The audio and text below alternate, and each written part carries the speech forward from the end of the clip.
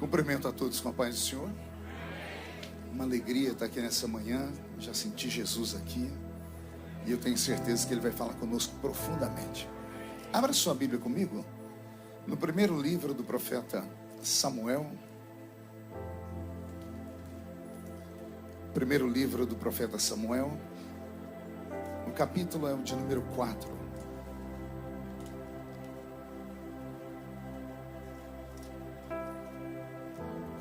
Primeiro livro do profeta Samuel, capítulo de número 4. Quero cumprimentar aqui o pastor Altevir, a pastora Damares. Eu achei que ia chegar aqui e encontrar um pastor velhinho, né? Cheguei ele todo jovenzinho ali, parecendo um manequim de vitrine de shopping center. Alegria, viu? Nós nos vimos em 2004, né, pastor? A gente era crente naquela época. Agora a gente é salvo, calma. Porque crente até o diabo é, né? E a Bíblia diz que ele crê e treme, né? Alegria rever aqui o pastor Marcos Antônio, sua esposa, o Serginho. Cadê o pastor Sérgio? Cabelos brancos como a neve. Vou arrebatar lá no meio, que não dá para enxergar aqui, a luz não deixa. O pastor Sérgio foi quem fez a primeira carta me convidando para vir aos Estados Unidos, né, há 22 anos atrás. Alegria te ver, até aqui nos ajudou o Senhor, né? Os amigos que estão aqui, que são muitos. Deus abençoe todos vocês. Primeiro livro do profeta Samuel, capítulo de número 4. Quem encontrou, diga amém. Eu quero fazer uma leitura um pouco extensa. Vamos ler a partir do primeiro versículo. Me lembrei que uma vez Esdras, lá no livro de Neemias, se não me falo a memória, do capítulo 8, Deus tocou no coração dele e ele começou a ler o texto da palavra quando o sol nasceu e o povo ficou de pé ouvindo. E ele leu até o meio-dia e caiu um avivamento sobre o povo apenas pela leitura da palavra. Está escrito assim: veio a palavra de Samuel a todo Israel. Israel saiu a peleja contra os filisteus, se acampou junto a Ebenezer, e os filisteus acamparam junto a Áfica.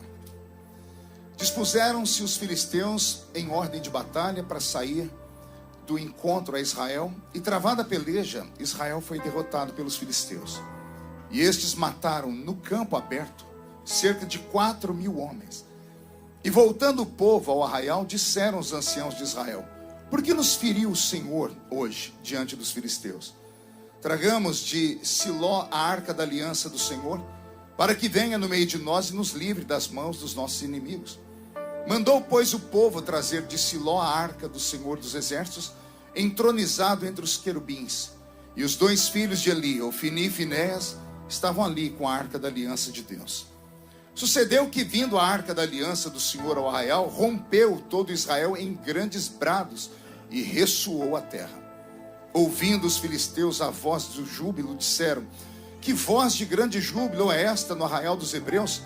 Então souberam que a arca do Senhor era vinda ao arraial. E se aterrorizaram os filisteus e disseram: os deuses vieram ao arraial. E diziam mais: ai de nós, que tal jamais sucedeu antes. Ai de nós, quem nos livrará das mãos destes grandiosos deuses? São os deuses que feriram os egípcios com toda sorte de pragas no deserto. Sede fortes, ó filisteus, portai-vos varonilmente, para que não venhais a ser escravos dos hebreus, como eles serviram a vós outros. Portai-vos varonilmente e pelejai. E então pelejaram os filisteus, e Israel foi derrotado. Cada um fugiu para sua tenda. Foi grande a derrota, pois foram mortos de Israel 30.000 homens de pé. Foi tomada a arca de Deus, e mortos os dois filhos de Eli, Ofni e Finéias. Então correu um homem de Benjamim, saindo das fileiras, e no mesmo dia chegou a Siló. Trazia rasgadas as suas vestes e terra sobre a cabeça.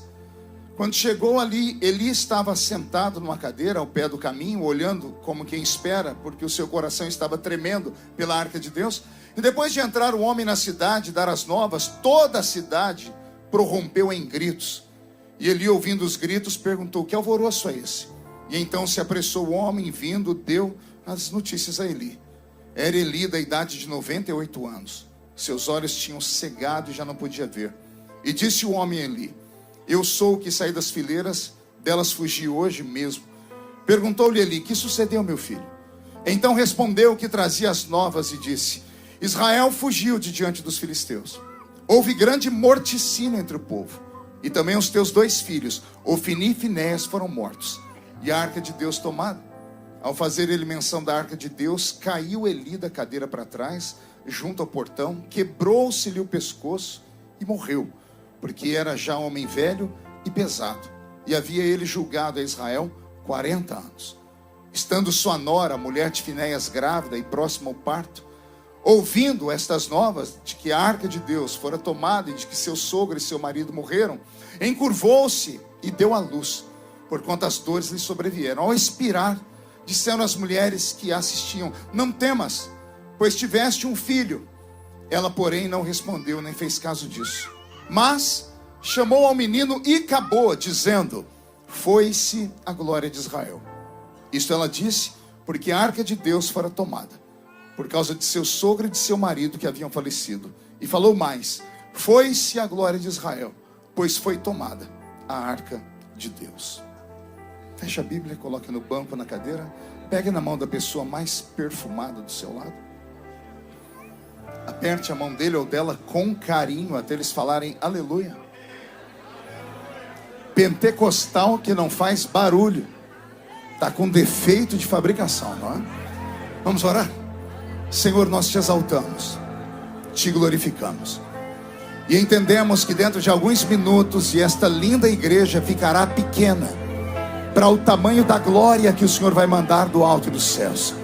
Os que vieram tristes começarão a saltar de alegria. Os que vieram se arrastando não voltam para casa se arrastando. Hoje voltarão voando nas asas de um novo tempo. E antes que eu comece a revelar os seus mistérios, cerque esta igreja com a sua glória. E num raio de 5 quilômetros, onde houver um demônio alojado, eu dou a esses demônios segundos para sumirem daqui. Porque se não sumirem, serão queimados pelo poder da sua glória que aqui será derramada. Rasgue os céus sobre esta linda igreja. Manda anjos de fogo descerem aqui. Que estes anjos desçam trazendo brasas de fogo nas mãos. Comecem a esparramar estas brasas entre nós. E onde houver um crente cheio do Espírito Santo, pega ele nesta noite, Jesus, ou nesta manhã, e mostra o caminho da verdadeira e poderosa adoração. Fala conosco, fica conosco. É o que eu te peço agora e sempre. E toda a igreja diz: os que podem, tomem seu assento aplaudindo a Jesus, porque Ele é bom, porque Ele é maravilhoso. Querida igreja, noiva do Cordeiro, simpatizantes da nossa fé, amigos que vieram de perto, de longe, eu sirvo a Jesus desde criança e prego o seu santo evangelho desde os 13 anos de idade. Hoje eu tenho 50, sei que estou com cara de 60, corpinho de 70, porque não é você, bocó. Só Jesus sabe como os dias são pesados. A minha geração não se preparou para a morte, nem para envelhecer. Nós nos preparamos para o arrebatamento. Nós ouvimos pregação do arrebatamento de dia, de tarde, de noite. Morrimos de medo de estar assistindo a televisão e de repente parar a programação e entrar aquela chamadinha. Tan, tan, tan, tan, tan. O Jornal Nacional informa. Desapareceu um povo na terra. Os pastores pregavam isso, então a gente ficava morrendo de medo de tudo. Então nós acreditávamos que Jesus ia voltar e nós não iríamos envelhecer. E eu, particularmente, acreditava que não iria envelhecer. Não sabia que ia chegar um tempo que para dormir eu tinha que tomar 16 comprimidos. Então o tempo passa. Mas até aqui nos ajudou o Senhor. Até aqui Ele tem nos dado força. Pregando o seu santo evangelho desde criança, eu não trago na minha memória nenhuma lembrança de um culto que Jesus tenha faltado à reunião. Uns 5 entenderam, vou tentar melhorar. Eu quis dizer que desde criança até hoje eu não me lembro de nenhum culto que Jesus tenha sequer chegado atrasado numa reunião. Ele sempre chega quando o primeiro crente chega e só vai embora quando o último crente vai embora. Isso quando ele não encontra aqueles maluquinhos, que eu não sei se tem aqui, pastor Otávio, que amam emendar o culto numa vigília, né? Se ele encontrar os vigilheiros de noite, ele fica com eles até o sol raiar. Tudo isso porque ele deixou na sua palavra uma promessa. Ele disse: esta é a minha igreja, e as portas do inferno não prevalecerão contra ela. Quem pertence a esta igreja viva? Deixa eu ver. Que maravilha. E pregando desde criança, o que não me falta é experiência com o ambiente sagrado. E eu confesso a vocês que eu senti algo diferente no ambiente nesta manhã. Eu senti o céu bem baixinho aqui. E isso não é jargão, nem forçação de pregador, é sensibilidade. Tem algo diferente aqui nesta manhã. Então, por favor, fique nesta manhã como uma esponja seca, para absorver todo o orvalho que vai descer do céu. Amém? Não fique, em nome de Jesus, não fique como uma toalha nova. Alguém conhece toalha nova aqui? Lembrei dos áureos anos, no início da pregação. A gente ia para a casa dos irmãos, ninguém pagava hotel, a gente dormia na casa dos irmãos. E os irmãos, para querer nos agradar, pegavam a melhor toalha que eles tinham. E era aquelas que estava lá escondida, na mala, antigamente era mala. A toalha era bonita, era toda bordada, vinha com os nomes, né? Só que o cheiro de naftalina era um inferno. A gente tentava enxugar, era impossível. Parece que tinha parafina naquela toalha. Você empurrava para cá, a água ia para lá, você trazia para cá. Então, por favor, não seja uma toalha nova nessa manhã. Tá? Absorva tudo que Jesus tem para te dar. Posso ouvir mais um grito dessa linda igreja? Vou pedir ao pastor Roberto para deixar o som do teclado um pouquinho mais baixinho. O texto que eu li nessa manhã é um daqueles textos que geralmente a gente não gosta de ouvir. Principalmente essa geração mais nova, né? A geração mais nova, ela é treinada apenas com mensagens motivacionais, com mensagens de autoajuda, né? Essa geração chamada de geração millennial, não sei se vocês já têm conhecimento disso, estudam sobre isso. Uma geração que não suporta uma mensagem de mais de 20 minutos.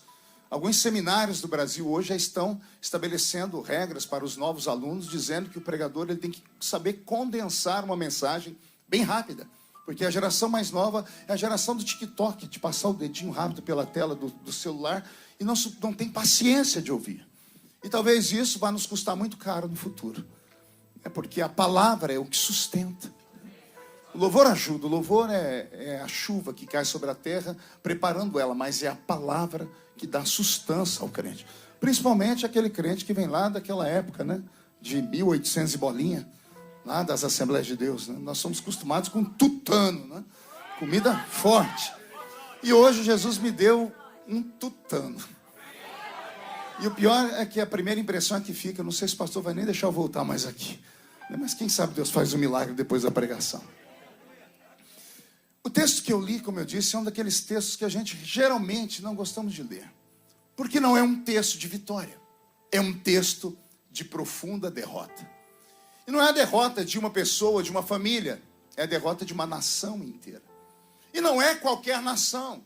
Não é como uma guerra entre a Ucrânia e a Rússia.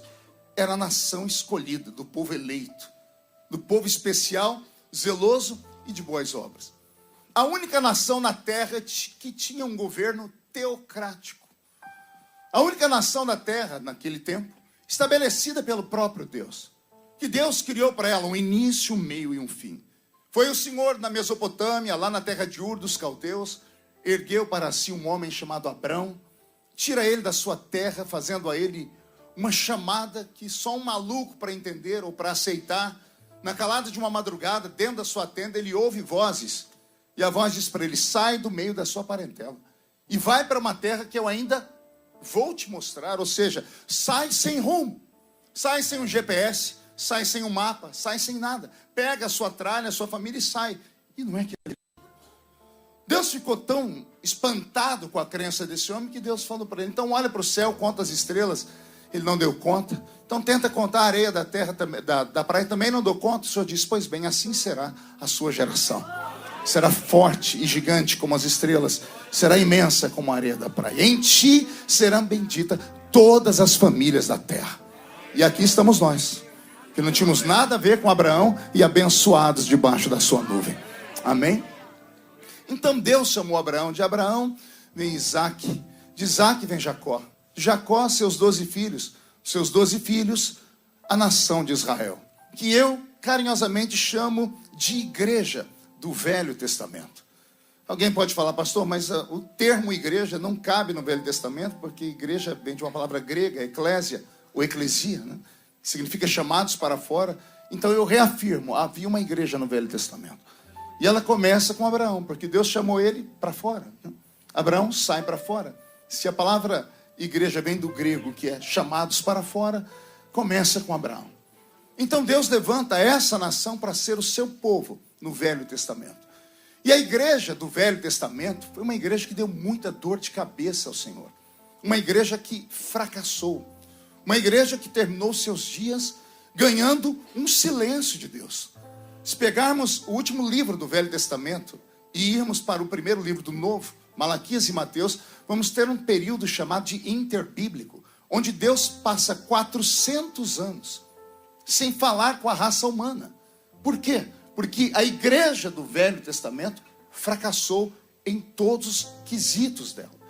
Era uma igreja que tinha pastores, tinha profetas, tinha sinais, tinha glória, tinha unção, tinha nuvem, tinha anjos, tinha sinais, prodígios e maravilhas.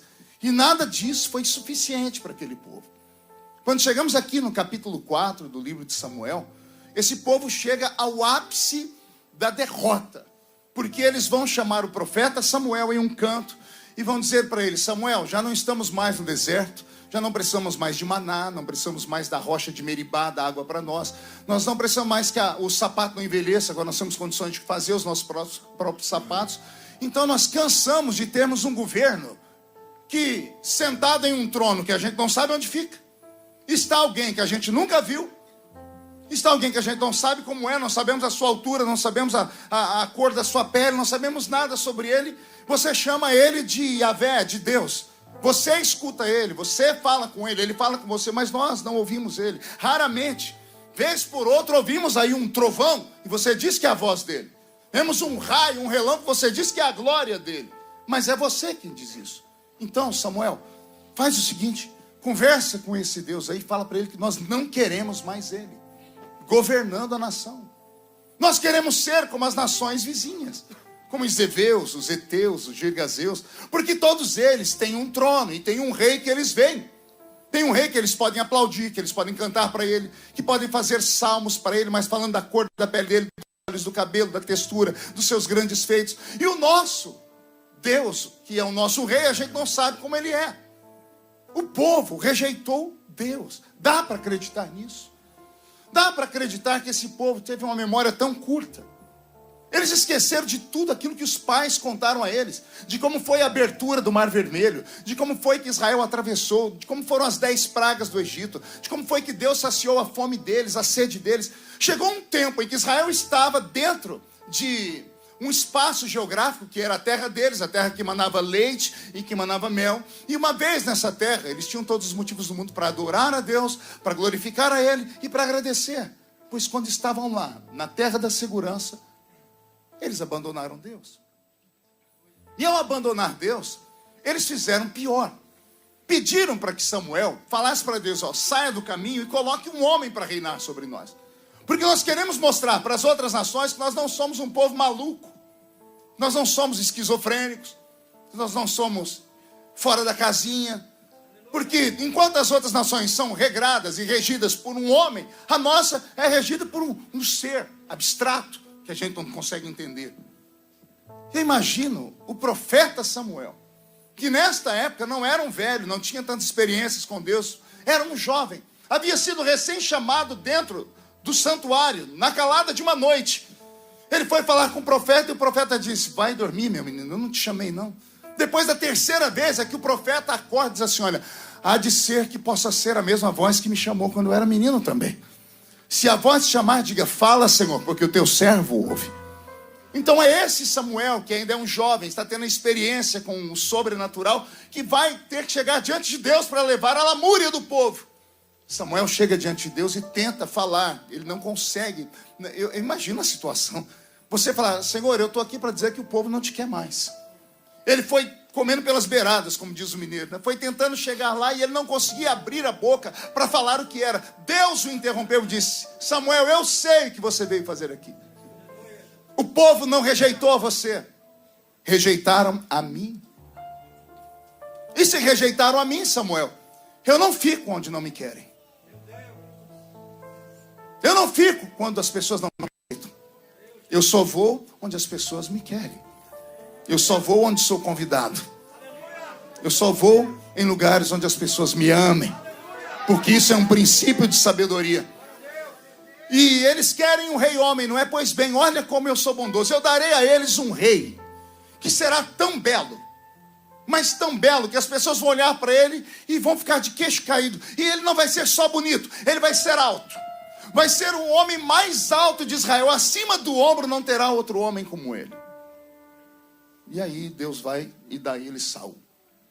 Mas antes de aparecer Saul no meio da história, Deus tem que criar um momento para mostrar a eles que ele não ficará mais com eles. Deus tem que criar uma situação para dizer: olha, estou saindo do trono invisível de Israel, porque vocês mandam embora, para que esse trono seja ocupado por um outro homem, por um outro rei. E como é que Deus cria a história? Ele incita a ira dos filisteus, que fazia anos que não brigavam com Israel. Os filisteus do nada tiveram um toque, um surto, e falaram: vamos contra os hebreus. E os hebreus já tinham dizimado os filisteus várias vezes.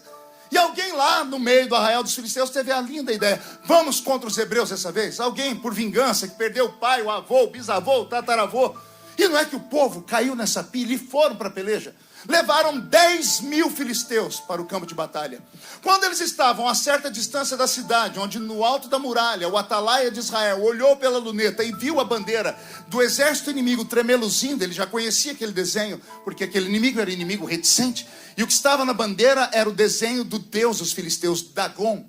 Dagon era meio homem e meio peixe, uma espécie de sereia, ou triton, ou o pai da pequena sereia, como queiram. Quando o homem viu, ele tocou a trombeta de guerra e avisou: os filisteus estão vindo aí. Um chefe da guarda de Israel perguntou quantos eles são.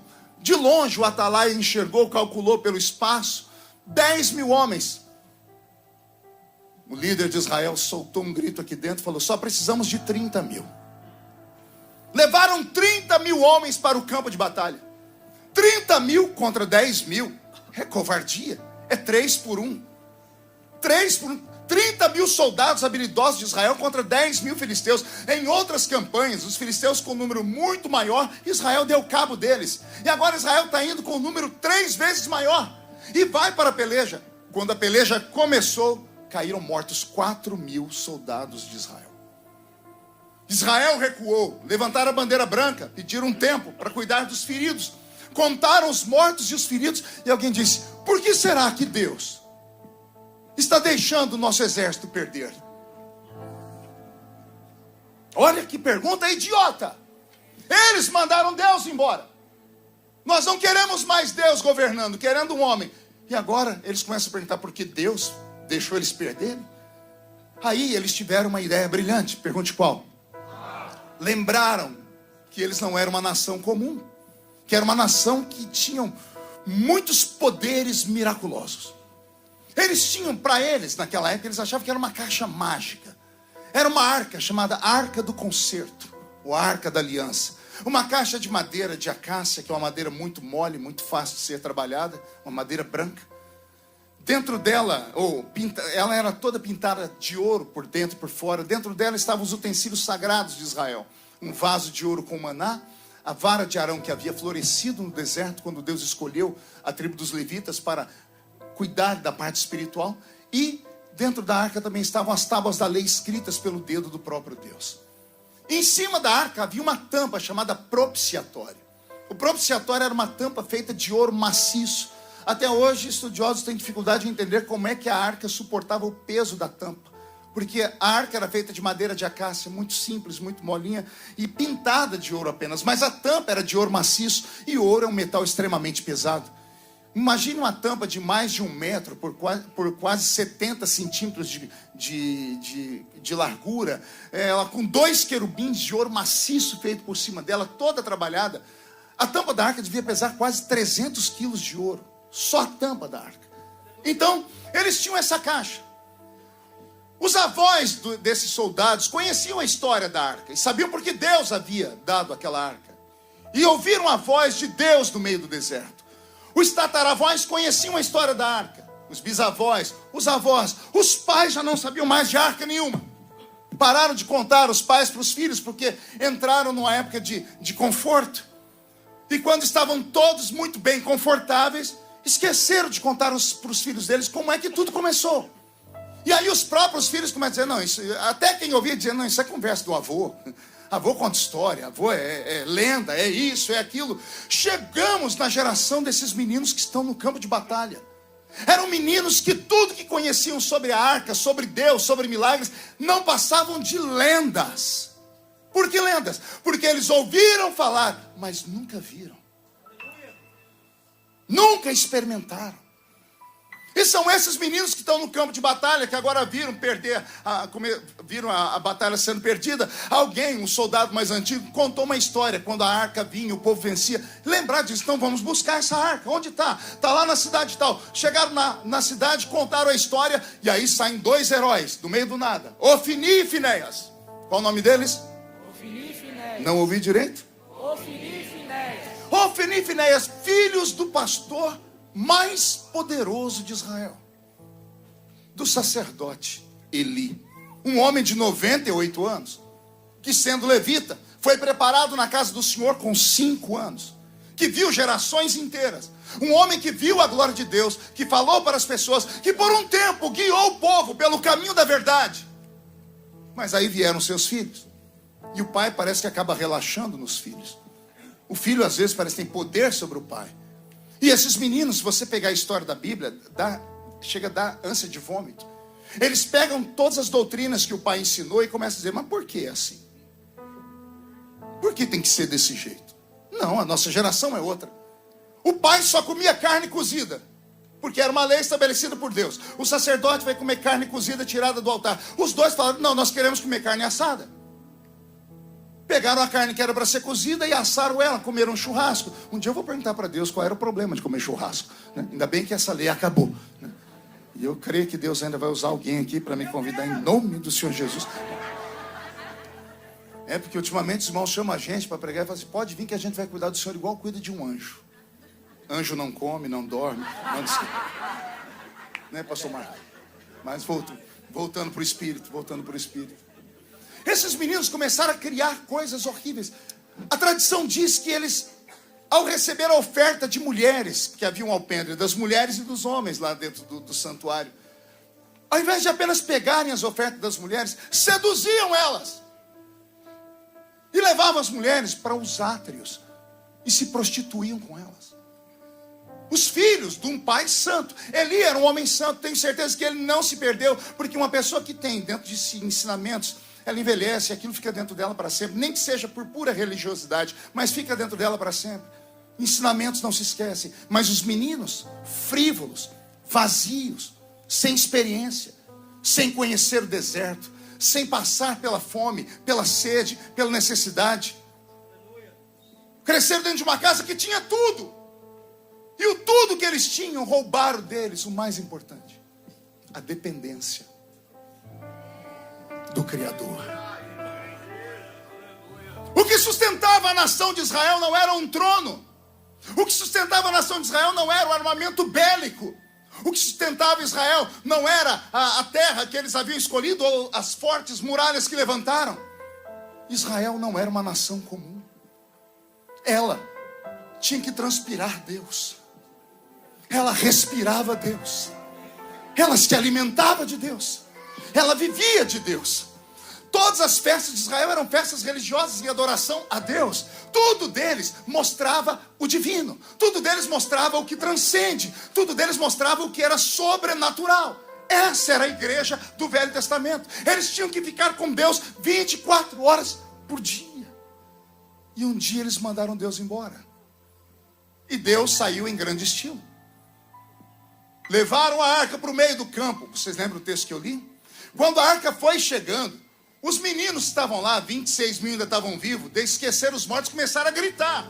Gritaram tão alto que lá no arraial dos filisteus, eles começaram a gritar, o que é isso que estamos ouvindo? Os deuses desceram ali. E eles quiseram fugir. Por um momento eles tiveram medo. Por um momento eles disseram assim: são os mesmos deuses que destruíram o Egito. A história de Israel era conhecida. Olha, o inimigo lembrou que no meio deles haviam sinais. Só que quando quis fugir, alguém disse: sejam homens. Vão fugir do campo de batalha. Se é para morrer, vão morrer como homem. Foi isso que eles estavam dizendo. E eles partiram para a peleja. E a Bíblia diz que houve tanta destruição. Tanta destruição. Joséfos diz que uma lança atirada ao léu por um filisteu furava 3 judeus de uma vez. Empalavam 3 judeus no chão com uma única lança. Uma flecha que era para fincar, atravessavam um e pegavam o outro. 30 mil soldados contra 10 mil. 30 mil soldados caíram mortos. Com exceção de um único. De 30 mil, morreram 29.999. E eu não sei se você sabe como é que morriam esse pessoal na batalha. Nem todos morriam na hora. Como eram feridos, ficavam caídos no chão. Quando terminava a batalha, vinha o inimigo e ia matando um por um, para não deixar ninguém vivo. Olha o que o capitão do exército dos filisteus fez. Descubram aí qual é a menor tribo de Israel. E descobriram a tribo de Benjamim. Escolham o soldado mais jovem da tribo de Benjamim. Acharam ele. Ele vai ficar vivo. Para quê? Ele vai levar a notícia de que todos os grandes de Israel caíram. De que os seus sacerdotes morreram. E de que a caixinha de joias que eles tinham foi roubada. E sobrou um menino da tribo de Benjamim. Pode imaginar lá em Israel, o pessoal preparando uma festa? 30 contra 10. Alguém vai morrer, vai ter choro, mas o pessoal vai vir com vitória, vão trazer despojos. Os que morreram vão ter despojos de aposentadoria. A família vai receber ouro, vai receber prata. Então há uma festa preparada, porque já estava tudo pronto para isso. De repente, o mesmo atalaia que viu 10 mil soldados ao longe e tocou a trombeta, todos esperavam que ele tocasse uma trombeta de festa. E ele toca uma trombeta em dó menor. A festa acaba. Quando abre o portão da cidade, lá vem entrando um único soldado, todo rasgado, machucado, arrastando a perna. Ele foi entrando e houve desespero, porque ele começou a entrar gritando: perdemos, morremos, fomos roubados. A Bíblia diz que houve um desespero. Eli, o sacerdote, estava sentado numa cadeira, à beira do caminho, porque ele estava preocupado. A Bíblia diz que ele estava preocupado com uma coisa. Quem lembra do texto? Ele não estava preocupado com os filhos. Ele mandou os filhos para o campo de batalha. Ele não estava preocupado com os filhos. O velho sabia. A culpa era dele. Não educou os filhos o suficiente. Não chamou a atenção dos filhos quando foi preciso. Não falou para eles: olha, isso aqui não é brincadeira, isso aqui não é a casa da mãe Joana. Ministério não é como empresa. O filho pode ter vocação como tem o pai, mas tem que ter vocação de verdade. Não passa como se passa uma empresa, apenas porque se tem aquele vai ter, vai degringolar. Ele deveria ter chamado a atenção dos filhos e não chamou, quando era preciso. E agora, ele está lá sentado numa cadeira. Ele já sabia que Deus estava triste. E ele perguntou: o que aconteceu? E alguém disse: houve grande morticínio em Israel. Isso abalou ele, mas ele ficou vivo ainda. Os teus 2 filhos, Ofni e Finéias, morreram.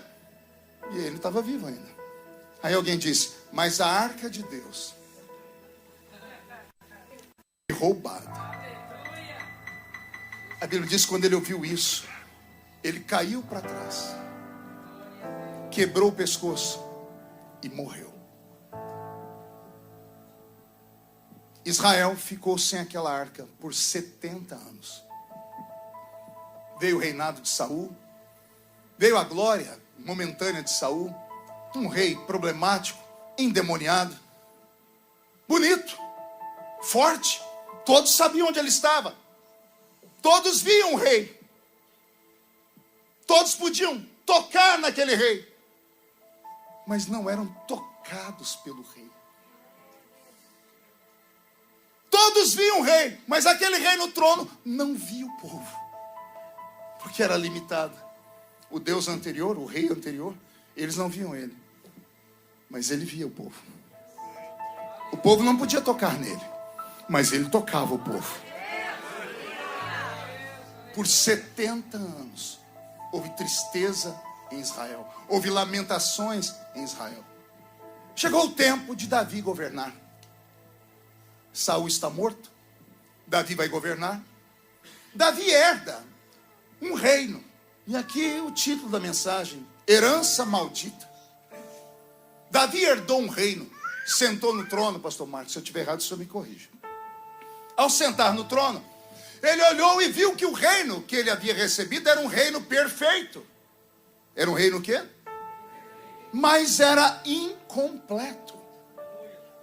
Pastor, isso não existe. Uma coisa perfeita, automaticamente ela é completa. Nem sempre. Isso aqui é um paradoxo. Existem coisas nessa vida que são perfeitas, mas não são completas. Por exemplo, um vaso na mão de um oleiro. O oleiro só deixa o vaso sair da mão dele se estiver perfeito. Se estiver torto, trincado, ele quebra o vaso e refaz de novo. E aqui uma mensagem para quem gosta da questão do oleiro, hein? O vaso só pode ser quebrado na mão do oleiro. E enquanto está sendo fabricado. Porque depois que foi fabricado, depois que já está sendo usado, não pode quebrar. Não tem conserto. Só vai colocar um durepox nele. Quem olha de longe diz, o vaso é perfeito. Mas todo mundo que chega perto diz, já foi quebrado. O vaso só pode ser quebrado durante a construção dele. Então o vaso na mão do oleiro só vai sair se for perfeito. Quando o oleiro vê que a peça está perfeita, ele leva para o forno, volta, pinta, volta para o forno e ele diz, pronto, o vaso está perfeito. Mas o vaso perfeito ainda é incompleto. Alguém compra o vaso, leva para uma loja, coloca na vitrine e passa uma mulher, um homem, olha o vaso, gosta, compra o vaso porque ele é perfeito. Ninguém compra um vaso com defeito. Só compra porque é perfeito, mas ainda é incompleto. Aí o vaso chega na casa da pessoa. A pessoa desembrulha, lava e coloca a vida dentro do vaso. Coloca flores, terra. No Egito Antigo colocavam os ossos. Então o vaso que era perfeito ficou completo. O reino que Davi herdou de Saul era um reino perfeito. Ele tinha palácio, tinha súditos, armamento bélico, latifúndios, tinha nome, tinha história, tinha tudo. Aparentemente era um reino perfeito. E Davi, sentado no trono, começou a observar e disse, está faltando alguma coisa. E alguém diz, não, Davi, o reino é perfeito. Todo mundo queria sentar no seu trono. Qualquer um governaria Israel como é. Exército, tem tudo, nós temos história, temos reino, temos palácio, temos tudo. E Davi, sentado no trono, parecia que ele estava sentado em cima de um formigueiro. Ele ficava inquieto, está faltando alguma coisa. Porque o reino que eu herdei é perfeito, mas é incompleto. Quer ver outra coisa perfeita e incompleta? O céu. O céu é perfeito, sim ou não? Porque Deus é o arquiteto do universo. Deus não é reinado. O céu é perfeito, mas é incompleto. Quer perguntar por quê?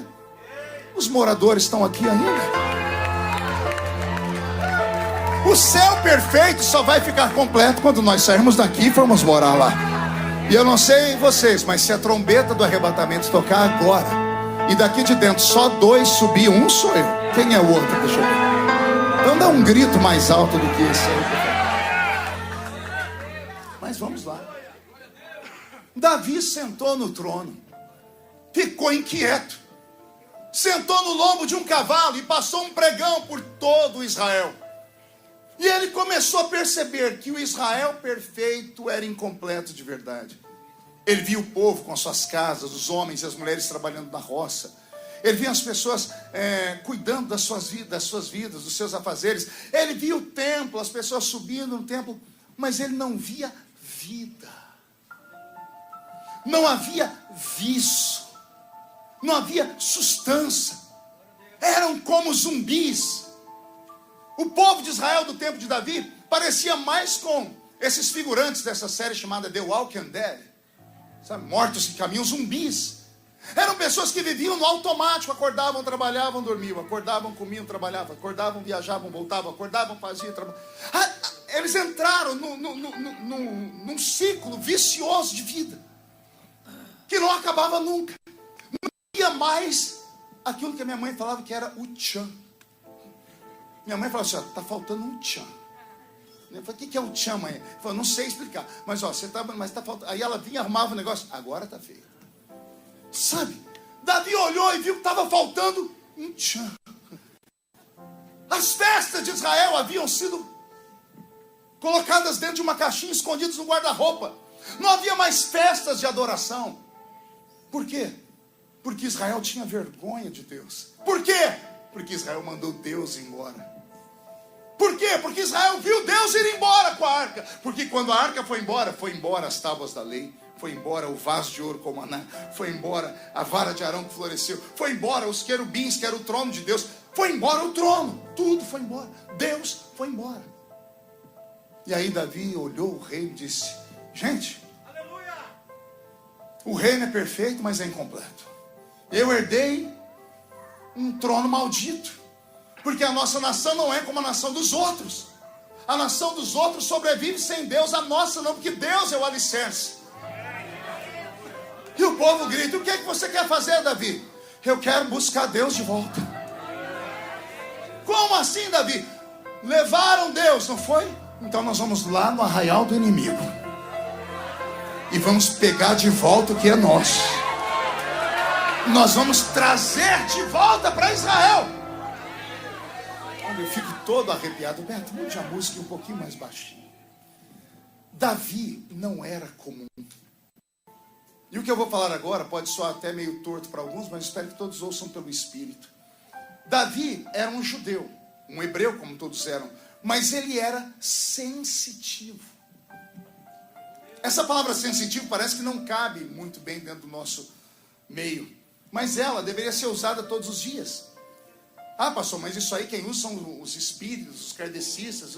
Pois é, eles dizem por quê? Porque as pessoas têm sensibilidade de perceber o mundo que os outros normais não sentem. E se tem um povo que tem que ter esse tipo de percepção, é esse povo que está aqui. Porque nós temos a alegria e o orgulho de falar para todo mundo: somos pentecostais. Quem é pentecostal aqui do show? O que é ser pentecostal, você sabe ou não? É crer no poder do Espírito Santo. Mas o que é crer no poder do Espírito Santo? É só você: não, eu acredito que ele existe. Não que adianta você falar que acredita que ele existe, você não o sente. Existem pessoas que não têm percepção nenhuma na igreja. Pode ver, do lado esquerdo chora, do lado direito grita, alguns até ameaçam um voo. É sério. E tem outros que ficam olhando para a gente com o olho seco, parecendo o olho de sapo que morreu no dia de enchente. É sério. Tem uns que só falta, se eu der um startar, se eu falar vai, ele vai no terceiro andar aqui e pula. Tem outros que ficam olhando a gente o culto inteiro com uma cara feia, parecendo que foi batizado num pote de vinagre. É sério. Aí você vai falar para a pessoa: não, eu estou meditando. Vá contar mentira para outro. Aqui não é um lugar de meditação profunda. Isso aqui não é o Nepal. Aqui é um culto pentecostal. E o que é um culto pentecostal? É um culto de pessoas sensitivas. Pessoas sensitivas que percebem que o nosso culto começou aqui em Atlanta, mas ele não termina em Atlanta. Ele starta aqui em Atlanta, e na medida que o culto vai subindo com louvores e pregação, os crentes vão saindo da terra e vão entrando nas regiões celestiais. Como assim, pastor? É loucura, é só ler a carta de Paulo aos Coríntios. Paulo era o homem mais intelectual do Novo Testamento, ao lado de Lucas e de Mateus. Paulo era advogado, doutor da lei, doutor em leis. Tem gente que acha que quando a Bíblia diz que ele é doutor da lei, acha que ele é um sacerdote. Paulo era da tribo de Benjamim, não era da tribo de Levi, não podia ser sacerdote. Quando a Bíblia diz que ele era doutor da lei, a Bíblia está dizendo isso em ipsis literis. Ela está dizendo, ele era doutor em leis, advogado e poliglota. Tem alguns crentes pentecostais acirradamente maior, quando escutam falar que Paulo falava mais em línguas que os outros, ele já entra no mistério, né? E não é isso que Paulo está dizendo. Ele está dizendo que ele era poliglota, ele era versado em outros idiomas. Paulo vinha da aristocracia, tinha sangue azul nas veias. Uma vez, quando questionado, ele apavorou os soldados, dizendo: eu sou um cidadão romano. Como é que um judeu tinha cidadania romana se os romanos tinham os judeus como escravos? Era um homem diferenciado, rico, importante. Aí o homem mais intelectual do Novo Testamento vai ensinar o povo que existe um poder maior do que o intelecto.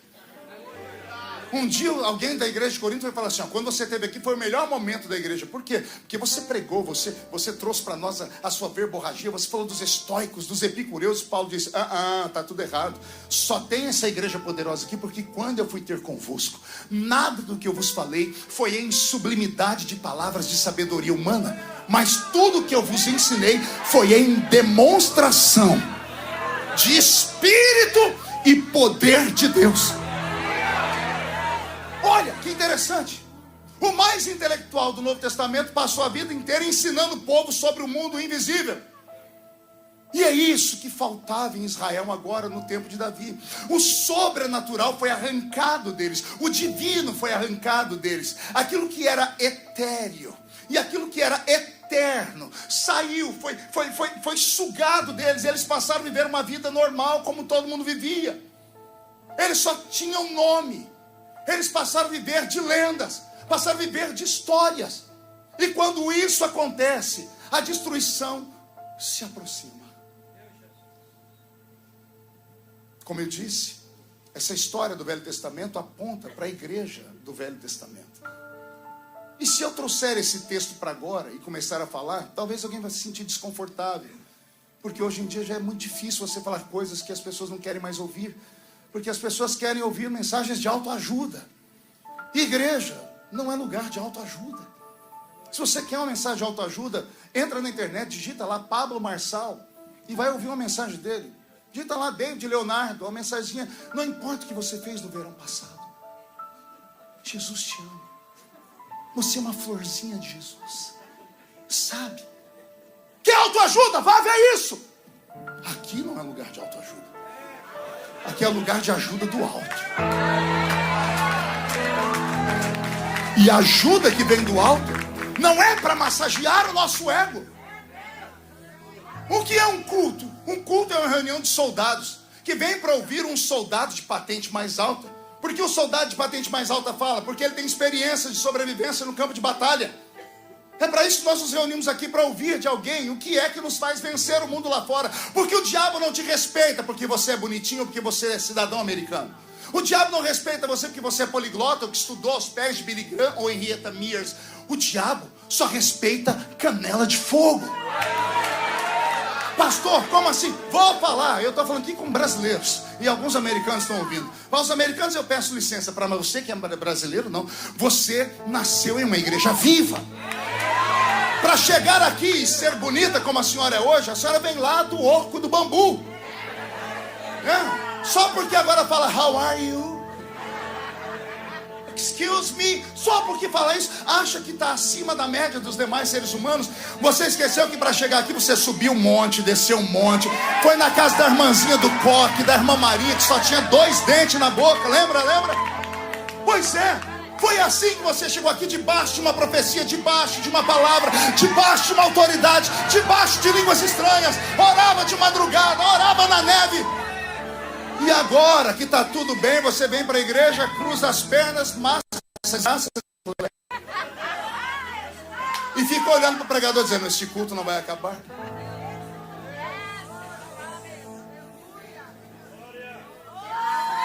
E aí alguém vai falar com você e diz assim, não, eu não sou mais um crente menino. Isso aí é só para aqueles crentes meninos. Ou coisa ruim. Vai arrumar um tanque de roupa suja para lavar, bem cheio. O poder de Deus não é uma experiência para alguém que tenha uma falha na mente. Porque hoje em dia já tem uma tendência de alguns neopentecostais, porque estão mudando tudo, agora tem o neopentecostal. O neopentecostal, ele é um pentecostal elitizado. Ele vai dar glória a Deus e diz, glórias a Deus. É um neo, é um novo pentecostal. Ele fala, não preciso disso, nem daqui, não. Basta a gente ficar cantando. Ah, pastor, eu choro no culto, já está feliz. A senhora chora em casa escutando Gustavo Lima. Escondidinha lá no banheiro, trabalhando, limpando a casa lá, house clean. E aqui o foninho ouvia, ele diz, sou homem de família. Desaba a chorar. Até hoje, quando põe o filme do Titanic.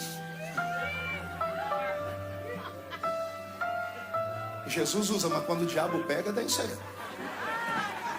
Aí tá lá o Leonardo DiCaprio, segurando naquela placa de madeira, olhando, Rose, I love you, Rose. Aí ele solta e vai afundando. A senhora chora sem parar. Até hoje eu não entendi porque que ele não subiu em cima daquela madeira. Cabia ele, a Rose, o pai da Rose, a mãe da Rose. Nunca entendi isso. Mas isso é uma história para outro dia. O que o senhor quer dizer com isso, pastor? O fato de derramar uma lagriminha na igreja não quer dizer que você está cheio. Isso aí é alma. E a alma engana muito. A alma é o palco das emoções. Eu quero saber do seu espírito. Eu quero saber da sua sensibilidade. Eu quero saber se o seu corpo ainda arrepia. Em algum momento, quando alguém libera uma palavra, ou quando o louvor sobe. Eu quero saber se ainda vem mensagens proféticas na sua mente. Porque você já foi profeta. Até as suas línguas estranhas desapareceram. Aí você diz, não, eu não preciso mais disso. Você não precisa de mais nada então. Só do dólar. Ah, pastor, eu estou aqui, não estou. Você acha que estar aqui é o suficiente? Tem crente que vai à igreja que está viciado. Ele não consegue ficar sem ir no culto, mas chega no culto, não absorve nada, não aprende nada. Termina o culto, ele reúne lá fora com meia dúzia de gente pior do que ele, que tem uma língua do tamanho da gravata do pastor Marcos Antônio. E fica falando assim, você viu a música? A moça errou na segunda estrofe. O músico desafinou. O pregador, rapaz, ele foi falar que quem fez a arca foi Moisés. As pessoas se tornam críticas e não sentem mais o divino, o sobre-humano. Aí não sabe porque saem daqui e antes de chegar em casa tem uma guerra dentro do carro. Não sabe que quando chega dentro de casa está saindo do culto de mão dada. Um vai para um quarto, o outro vai para o outro. Não sabe porque as coisas desandam. Esquecem que a origem de toda a bênção do crente é Deus, bem como toda maldição. Tudo em nós tem a ver com o mundo sobrenatural. Tudo, anote aí, crente pentecostal, tudo que acontece na sua vida tem origem no mundo espiritual. Tudo. Quando a viúva foi falar com o profeta, olha, estão vindo roubar os meus 2 filhos para ser escravos. O homem diz assim, o que você tem em casa? Eu tenho uma botijinha de azeite. Falei, tá aí o seu problema. Você tem uma botija de azeite que é símbolo do Espírito Santo e não dá valor nele. Quer resolver o seu problema? Encha-se do Espírito Santo. A Bíblia Sagrada tem 1 milhão de frases sobre essa escondidas. São chaves que viram na vida do crente. Porque nós não somos normais. Eu não estou pregando para homens e mulheres. Eu estou pregando para veículos de Deus. Como assim, pastor? O Espírito Santo não habita nesse templo, mas ele habita em mim. Como assim, pastor? Isso é heresia. Ele não habita aqui, ele não habita em templos feitos por mãos humanas. Está escrito. O que ele faz? Ele visita o templo. Quando? Quando você vem. Quando que ele visita? Ele vem dentro de você. Você é o templo do Espírito Santo. Se você é o templo do Espírito Santo, como é que você pode sair do culto dizendo assim, eu não senti Deus, eu não senti nada? Então tem alguma coisa muito errada. E o erro não está na pregação, o erro não está no louvor, porque nós aqui somos apenas apoiadores, nós estamos tentando te ajudar. Mas é você quem se move, é você quem busca, é você quem tem que bater na porta até ela abrir, é você que tem que pedir até receber, é você que tem que procurar até achar. Não basta vir para cá e ficar olhando para a gente com cara de pena, esperando que o pregador vá e te revele. Libere uma palavra, que o povo gosta de uma adivinhação que só Deus na causa. Né? Tem hoje cultos especiais só para revelações. Aí 10 são revelados, porque o revelador não dá conta de revelar todo mundo. Aí vai para fora da igreja, 90% dizem, Deus não me ama, Deus me odeia, porque só falou com ele. Você não precisa disso. O maior profeta da sua vida mora na sua casa. Como assim, pastor? Mora lá, você vê ele todo dia e ignora. Quando você olha para o espelho, está lá o maior profeta da sua vida. Você precisa ter uma conversa com você mesmo. Olhar para o espelho e falar assim, vamos tomar vergonha na cara? Vamos parar de ficar escorado na vida dos outros? Para os outros ficar orando, me leva, me arrasta, ora por mim, faz isso. Está na hora de você criar juízo. Está na hora de você buscar aquilo que você perdeu. O que você perdeu foi a sensibilidade. A percepção de que existe algo maior do que essas paredes aqui dentro. De que você está num ambiente onde tudo pode acontecer. Por quê? Porque o divino está aqui dentro. A sua vida está como Israel. Crente e acabou. Porque foi isso que aconteceu. A mulher está dando à luz e alguém diz, nasceu um homem, coloque um nome bonito no seu filho que exalte a Deus. A mulher diz, não, o nome do meu filho vai ser Icabô, que significa foi-se a glória de Deus. Crentes e acabou. ministros de louvor e acabou. Pregadores e acabou. Pastores. Estamos entrando num ritmo frenético de falta de graça e de unção, acreditando mais nas nossas forças. Raramente acontece algo sobrenatural. Tente lembrar a última vez que você ouviu alguém interpretar línguas estranhas em um culto. Tente lembrar. A grande maioria vai dizer assim: como assim? O que é isso? É alguém interpretando aqui no meu ouvido? Não. É alguém levantar com uma palavra profética e o outro levantar e entender aquelas línguas estranhas e falar. Lembre aí da última vez que você ouviu alguém falar que foi arrebatado e voltou para contar uma história. Ih, pastor, isso era coisa de antigamente. Pois é. O que aconteceu? Porque a Bíblia diz que Deus é o mesmo. Ontem, hoje e eternamente. Se Deus é o mesmo, quem foi que mudou? Não é Ele, somos nós. Nossa atitude. Nós entramos aqui dentro e não sabemos o que estamos fazendo aqui dentro. E aí, quando você atravessou a porta, o Espírito Santo estava lá na porta te olhando. Você entrou, ele apertou as mãos como uma criança assim, ansiosa, dizendo assim: quem sabe é hoje? Hoje o quê? Quem sabe hoje ela volta. Quem sabe ele volta. Não é se entregar de novo para Jesus, não. Você nunca saiu daqui. É voltar para si mesmo. É voltar a lembrar de como foi que tudo aconteceu na sua vida. Quem não conhece a história está fadado a repeti-la. O homem ou a mulher que esquece o seu passado não merece um futuro.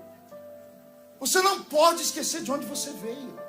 Você pode melhorar com o passar do tempo. É natural você ficar moderno, mas não é natural ficar mundano.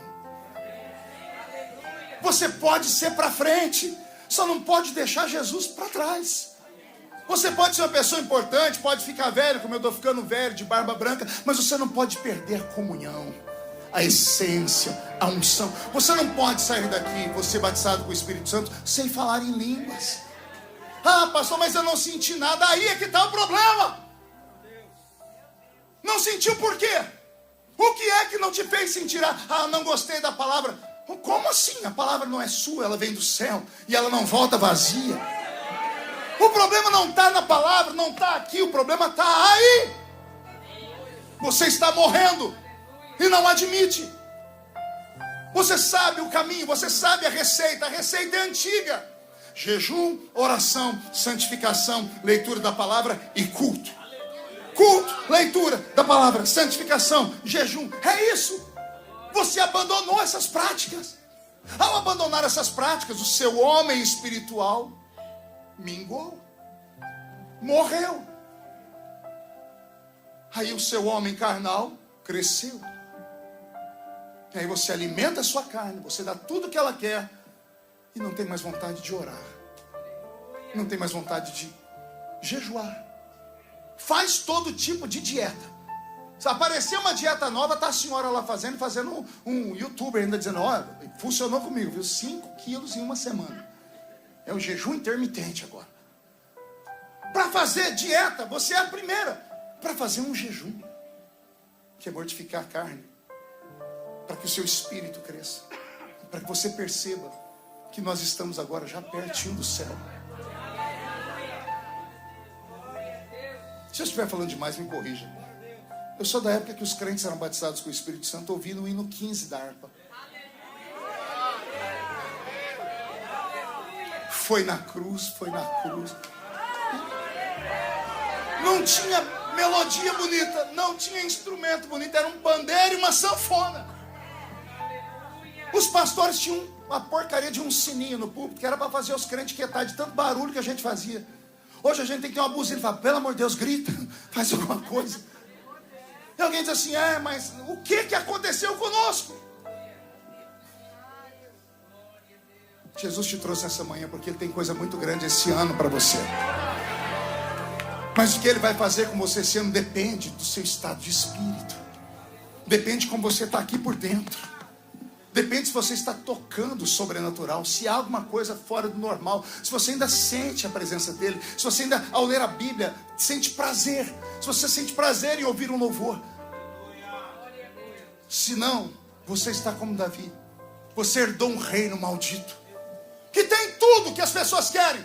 Você tem dinheiro, você tem carro, você tem até o seu documento, você tem uma casa que todo mundo vai lá, mas não tem vida dentro da sua casa.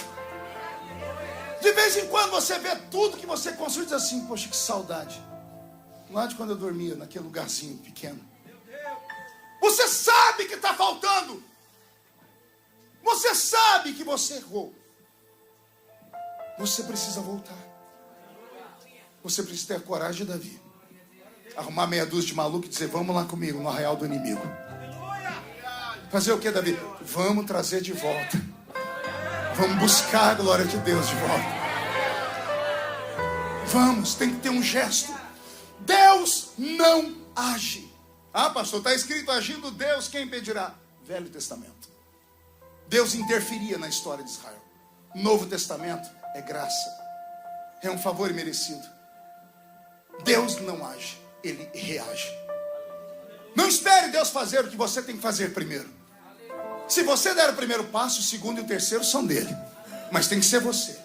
E o que o senhor quer que eu faça, pastor? Enlouquece aqui dentro. Destrava. Tira essa armadura que foi colocada em você, não sei por quem, nem quando. Por que o senhor quer que eu seja aquele crente menino? Exatamente. Eu quero que você seja aquele crente de volta. Aquele menino buchudo, de calça curta. Aquela menina que quando sentia gritava, levantava. Não estava nem aí para quem está à sua esquerda, à sua direita. Mas pastor, a nossa igreja, quem fala de você não paga as suas contas. Não te visita quando você está doente. Não te estende a mão quando você precisa. Você só tem um que te ama de verdade. E ele está esperando você falar com ele. Exato, está esperando você levantar a mão, pular, plantar a bananeira, sair rodando debaixo desse banco. Isso é fervor, isso é vida, isso é autoridade. Você cantorou, revelessuri de candarabahara.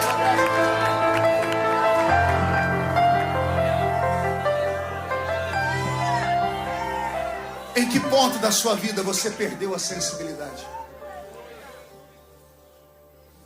Deus deu ao ser humano normal 5 talentos, que a ciência chama de sentidos. Deus deu ao homem natural a audição, visão, olfato, paladar e o tato. Com esses 5 sentidos, o homem natural percebe o mundo físico ao seu redor. Amém? Com o meu tato eu sinto a densidade do púlpito. Com os meus olhos eu vejo a beleza das roupas de vocês. Com o meu olfato, quando eu abracei o pastor, eu percebi que ele não usa mais perfume do Avon. É bom o perfume aí, meu olfato. Então, esses 5 sentidos que Deus deu ao ser humano é para perceber o mundo invisível. Agora olhe para mim. Ao homem natural. Mas eu estou falando com pessoas, pastor Juarez, que são sobrenaturais. O homem normal tem 5 sentidos. E o homem ou a mulher anormal? Tem isso, pastor? Tem. Paulo diz que são os espirituais. O espiritual tem um sentido a mais, que eu chamo de 6º sentido. E não tem nada a ver com aquele filme do Bruce Willis, do menininho dizendo: I see people there all the time. O que é o 6º sentido? É uma habilidade extrasensorial que faz você perceber o mundo invisível ao seu redor. Com 5 sentidos naturais você percebe o mundo físico. O crente que é sensitivo, que sente a presença de Deus, que tem um contato, ele vê anjo, ele ouve palavras proféticas, ele tem sonhos, ele estende a mão e Jesus cura. Onde põe a planta do pé, a porta abre. Pastor, mas isso é possível? Você já foi assim, é que você esqueceu. Você lembra quando você ia visitar as pessoas, você orava antes: vou lá visitar aquela irmã que faz tempo que não vem na igreja. Você botou o pé dentro da casa dela, arrepiou o corpo inteiro. Quem lembra disso? Por que arrepiou? Seu lado sensitivo, tem alguma coisa estranha aqui dentro. Expulsa, abra a boca e manda embora. Você já foi assim. Você já foi assim. Eu não estou apresentando um evangelho novo. Eu estou tentando resgatar. Eu estou tentando te trazer de volta. Eu estou tentando te explicar que não adianta você ter tudo sem Ele, porque tudo sem Ele é nada. Ter tudo sem Ele é nada. Mas se Ele estiver com você de novo, vamos ouvir Davi reclamar? Fim da vida. Senhor, tira de mim o seu reino. Senhor, tira de mim a fama. Só não retires de mim a sua presença. Não retire de mim o meu cantinho no canto da cama. Me deixa salmodiar, me deixa dizer: o Senhor é meu pastor e nada me faltará. Do que adianta tudo? No fim da vida, o que resta ao homem é o que ele plantou no céu. Salomão, o homem mais rico do mundo, o homem mais mulherengo do mundo, o homem mais famoso do mundo, o homem mais inteligente do mundo, quando foi escrever seu último livro, quando ele foi colocar a cereja do bolo, ele disse: eu vivi muito. Tudo que os meus olhos viram e desejaram, eu dei a eles. Tudo nesse mundo é vaidade. Só tem uma coisa que vocês têm que aprender comigo: lembra-te do teu Criador. Porque é só o que temos. Quando eu vi aqui hoje o Enoque, o Juarez, o Sérgio, eu lembrei da nossa época, 22 anos atrás. Como é bom saber que vocês estão aqui, querido. Quantos não deram conta? Quantos não chegaram até o fim? Quantos? E olha nós aqui, capengando, cheio de defeito, mas estamos aqui. Por quê? Porque os nossos pés estão fincados em uma rocha. E qual é o alicerce dessa rocha? Aquilo que os olhos veem, aquilo que os ouvidos ouvem e aquilo que o coração sente. As pessoas perguntam: como é que o senhor aguenta as lutas? Porque tudo comigo vai para o Jornal Nacional, né? Ah, porque não é você. Aí todo mundo fala: agora morreu. E olha eu aqui. Alguém pergunta: mas como? Eu digo: simples. Eu vi, eu ouvi e eu senti. Ninguém tira, Marconi, Deus daqui de dentro. Pode vir a batalha que for, eu conheço Ele. E sabe o que é interessante? Esse dia eu estava orando sozinho, comecei a chorar. Falei: Deus, quando eu falava com o Senhor quando eu era menino, eu falava como um menino. E agora com 50 anos eu entro na sua presença e eu falo com o Senhor como menino. Eu ainda te chamo de papai. Eu ainda sinto a sua falta. Sabe, Deus, para Deus a gente não envelhece. O carinho que Ele tinha com você no início, Ele tem agora. Mas Ele mudou por quê? Não foi Ele, foi você. Você está entendendo? Foi você que mudou. Eu sempre dou um exemplo das minhas filhas. Eu tenho 3, Karen, Kathleen e Camille. A mais novinha é a Camille. Às vezes o pessoal chegava em casa lá, meus amigos passavam o dia inteiro comigo. Quando terminava, dizia assim: pai tem filho predileto. Eu falei: por quê? Você gosta da pequenininha, né? Eu falei: como assim? Você abraça ela, você beija ela, você fica com ela, você brinca com ela. Eu digo: eu acho que está errada a sua perspectiva de olhar. Aí a pessoa fala: por quê? Eu disse: eu não saí de perto de você. Foi ir? Falei: não fui eu que fui até ela. É ela que vem até mim. Eu não fui beijar ela, é ela que vem me beijar. Não fui eu que fui brincar com ela, ela que veio brincar comigo. Interessante, eu tenho 3. As outras 2 têm o mesmo caminho, têm a mesma abertura, pode se aproximar. Mas sempre tem um filho atrevido. Pegou ele? Cadê os filhos atrevidos dessa casa? Não é que Deus usa aquele, não me usa. Não é. Aquele lá nasceu virado para a lua. Mentira. É que aquele lá busca. É que aquela lá bate na porta. Não deixou a chama apagar. O que você chama de fanatismo, para ela é só brasa viva dentro do altar. Está na hora de você buscar aquilo que você perdeu. Você fica em busca de coisas que você não tem ainda e esquece de coisas que você perdeu. Você só está aqui por causa de Deus. Só atravessou a fronteira porque o Senhor queria. Só tem o que tem porque Deus te deu. E você esquece de ser grato a Ele. Esquece de buscar, de passar uma temporada com Ele. Até quando? Até quando você vai falar: não, o problema está na igreja? Você já passou por todas. Nenhuma deu certo para você. O problema não está na igreja. Ah, está os homens. A sua fé está fixada em homem, então é melhor você sair e congregar dentro da sua casa. Homem é homem.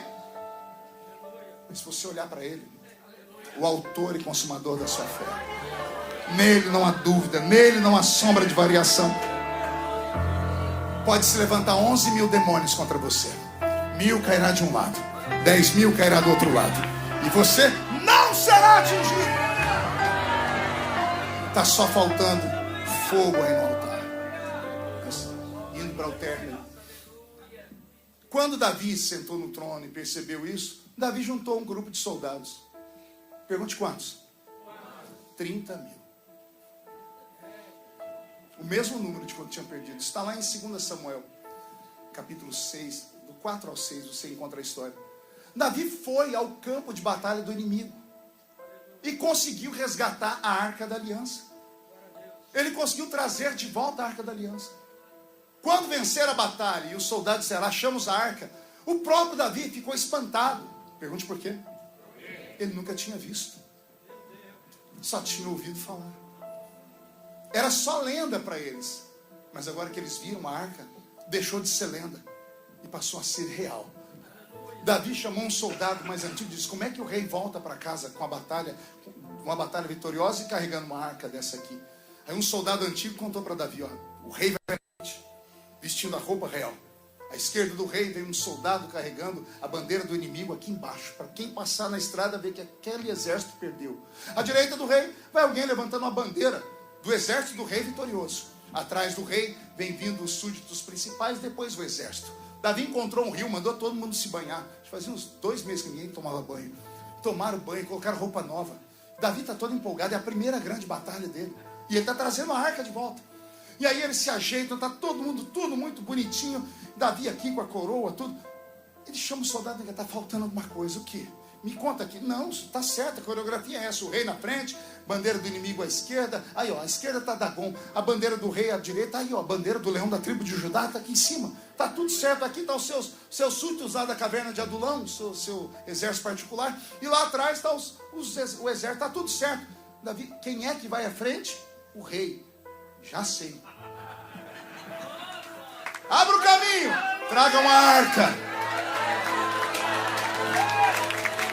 Traga uma arca.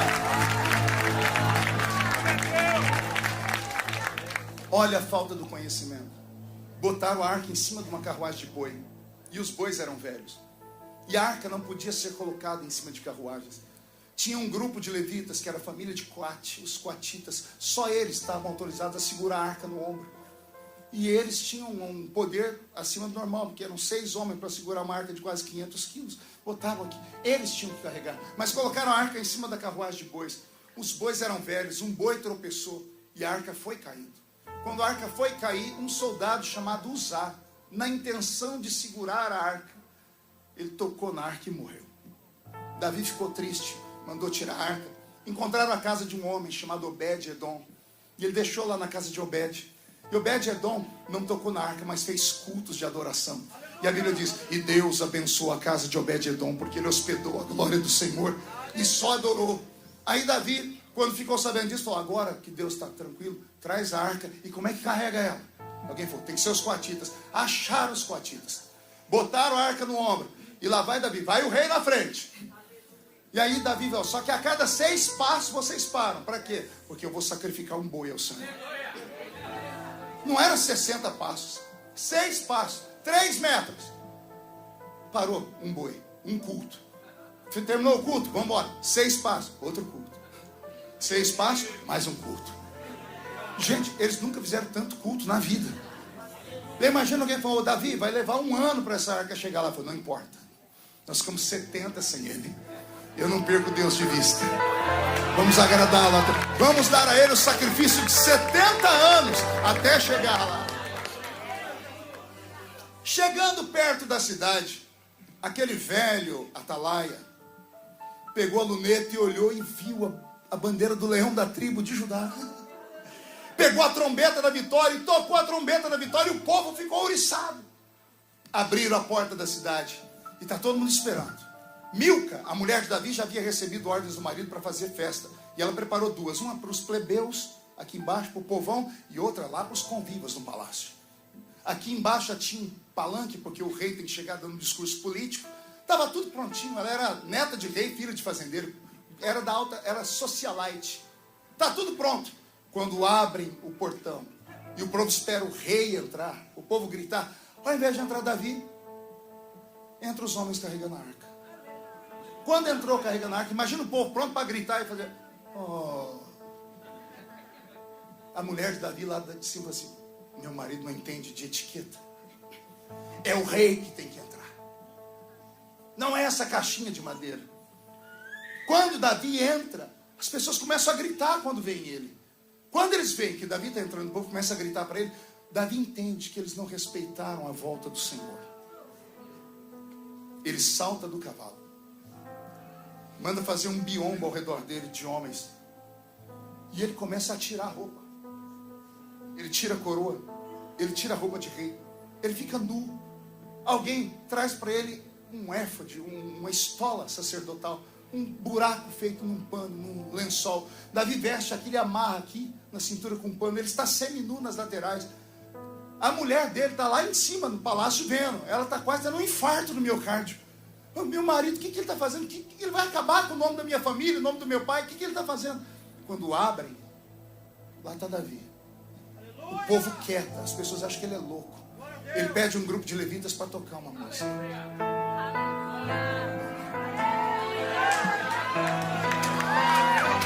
Davi olha a arca, deve ter olhado para o Senhor e disse, Senhor, se ninguém percebe que o rei é o Senhor, eu percebo. Davi coloca uma mão aqui para trás e uma aqui à frente. Porque é assim que um judeu começa a dançar. Começa a tocar, Davi vai ao redor da arca, começa a dançar sozinho. Ele vai bailando. Ele baila e dança. O povo está dividido. Os mais velhos estão chorando. Os vovôs e as vovós estão caindo de joelho no chão.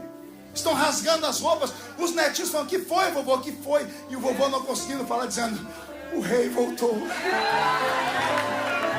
Que rei, vovô? Aquele da arca. Era assim em Israel. Antes de Deus sair, era assim. Era dança, era festa, era humilhação, era louvor. E Davi está trazendo de volta. O Senhor toma conta do arraial.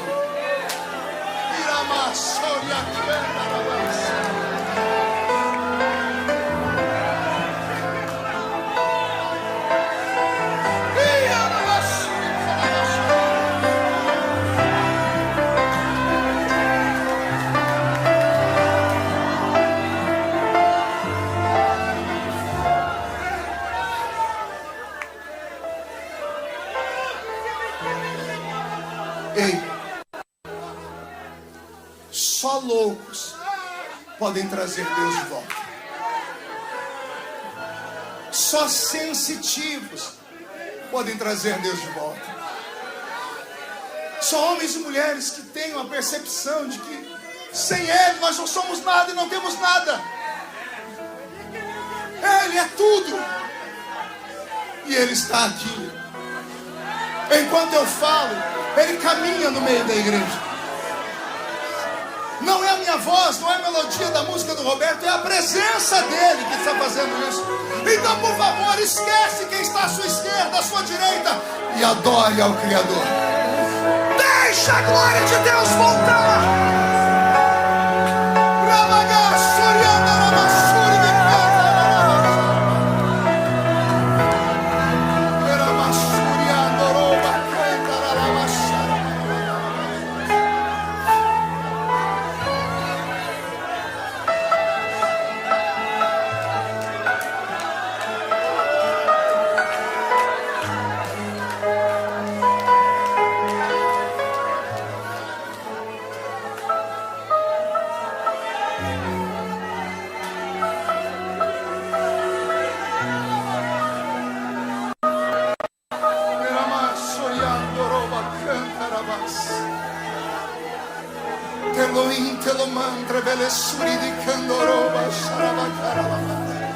Batiza com o Espírito Santo de novo, Senhor.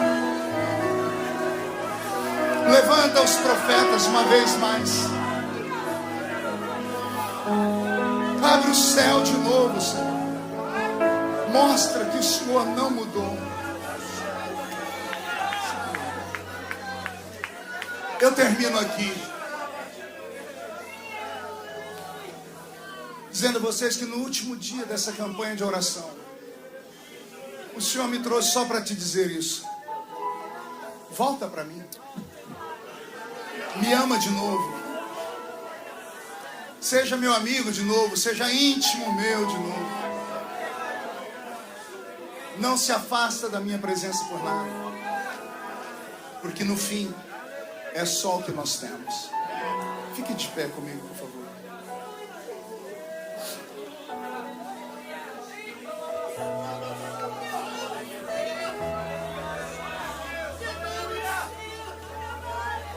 Ah, Jesus.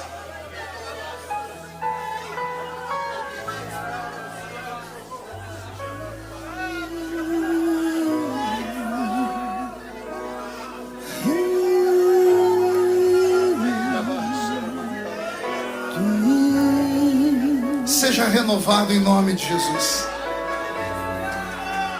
Os batizados com o Espírito Santo sejam tomados. Enquanto a igreja está orando de cabeça baixa, eu queria fazer um único convite nessa manhã. Eu não sei se você vai ter coragem de vir, mas eu vou ter coragem de te convidar. Eu queria orar com homens e mulheres aqui nessa noite, ou nessa manhã, que tenha coragem de dizer para si mesmo: eu já fui melhor. Eu queria voltar a nascer como antes. Eu queria voltar a fumegar de novo, a ser fervoroso de novo. Queria voltar a ter sonhos proféticos, visões. Eu perdi, pastor, em algum canto da vida, em algum momento, eu perdi. E eu quero de novo. Você teria coragem de sair do seu lugar e vir aqui perto?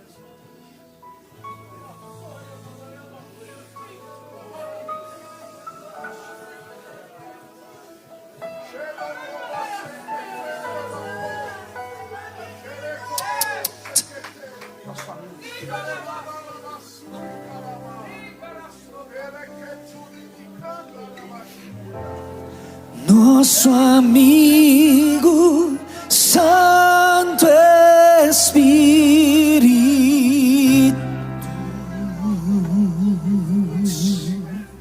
Fala, Senhor.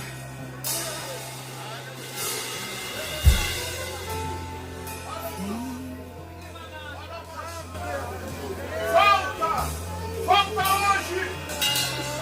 Eu estou te esperando. Volta aos teus pés. Lembra-te dos primeiros dias. Hoje eu estou te esperando.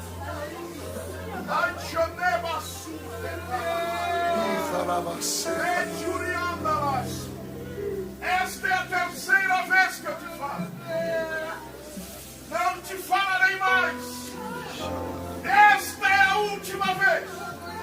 Volta hoje. Assim diz o Senhor.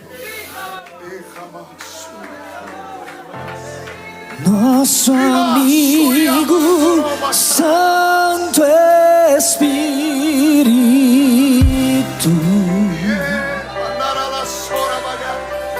Volta hoje. Senhor, em suas mãos estão essas vidas preciosas que estão no altar. Os seus filhos vieram com o coração aberto. Está acontecendo milagres aqui, Pai, milagres do novo nascimento. Seus filhos estão sendo renovados, recebendo de novo a autoridade, estão refazendo a aliança, refazendo o pacto. Tem muita gente, Senhor, se consertando, pedindo perdão. Libera sobre nós a sua unção de perdão.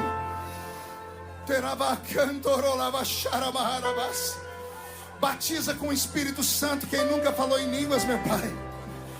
O ambiente está propício. Batiza essa criatura agora. Recebe o batismo com o Espírito Santo. Devolve os talentos. É o que eu te peço em nome de Jesus. Os que estão ajoelhados, fiquem de pé. Todos os que estão de pé, de olhos fechados, levantem a mão direita bem alta, aberta. Abram a mão direita bem alta. E diga comigo, em nome de Jesus, todos os demônios que roubaram a minha sensibilidade, as minhas experiências, o meu fervor, a minha alegria, os dons, a minha santidade, eu ordeno, venham para a palma da minha mão, feche a sua mão com autoridade. Eu vou contar até 3, nós vamos jogar no chão e você vai pisar em cima. E aí você vai abraçar pelo menos 3 pessoas e vai dizer para cada uma delas, a glória voltou. Nós não vamos perder ela de novo. 1, você nunca mais será o mesmo. 1,5, sua família sentirá orgulho de você de novo. 2, quem viver verá para ver o que Deus fará este ano de 2023 na sua vida. 2,5, esta igreja será chamada de terra do avivamento. 3, jogue no chão, pise em cima. Abrace umas 3 pessoas. 3 pessoas. 3 pessoas. 3 pessoas. 3 pessoas. 3 pessoas. 3 pessoas. 3 pessoas. 3 pessoas.